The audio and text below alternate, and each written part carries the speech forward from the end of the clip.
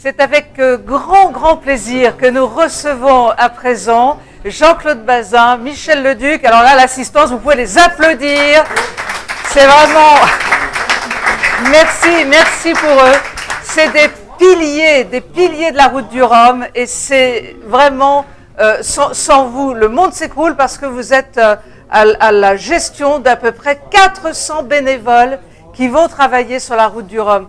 Alors Jean-Claude, à quelques jours là, du top départ, ça va? T'es comment? Oh, ça va, on gère. Et les bénévoles sont là. Comment t'appelles le micro? Et les bénévoles sont là, on gère au mieux, mais avec efficacité, dans la discrétion, on y arrive. Michel, c'est pas votre coup d'essai, hein? Non, la 8e. La 8e. Alors, comment elle se présente celle-là? Beaucoup plus compliquée parce qu'il y a beaucoup plus de choses à faire. En particulier, les obligations en matière de sécurité nous obligent à avoir une centaine de bénévoles en plus que d'habitude. Ah, carrément? Carrément, oui. Absolument.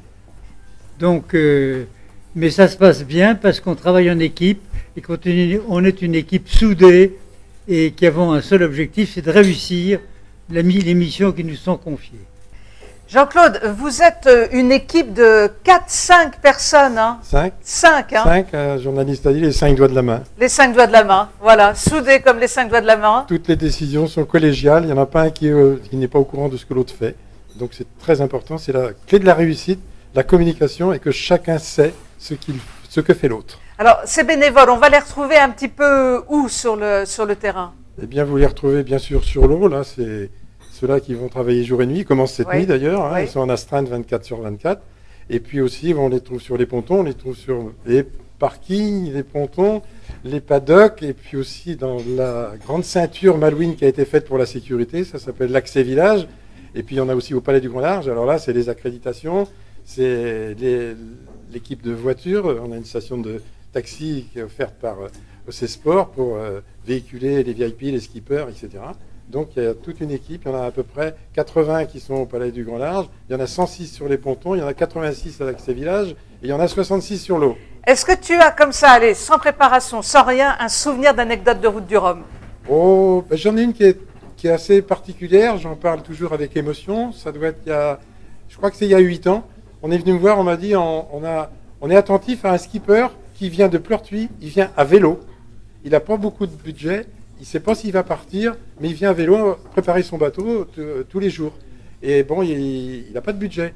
Est-ce que tu pourrais trouver une solution? La solution, j'ai dit, on va réfléchir. Je suis allé voir le directeur de l'auberge de jeunesse à l'époque, je lui ai expliqué. Il m'a dit, on est déjà surbooké, on a beaucoup de visiteurs, beaucoup de monde. Je lui ai dit, il voudrait être hébergé et puis nourri, au moins une fois par jour. Et il me dit, je réfléchis. Le lendemain, il m'appelle, il me dit, on a peut-être une solution, voilà ce que je propose à ton skipper. C'est-à-dire qu'il ne viendra plus à vélo, il dort à l'auberge de jeunesse, il mange à l'auberge de jeunesse. La contrepartie, eh bien, comme il y aura des étrangers de toute la France, de l'Europe qui seront là, eh bien, il nous fait une petite conférence sur ce qu'est skipper et ce qu'est la route du Rhum tous les soirs. Ça.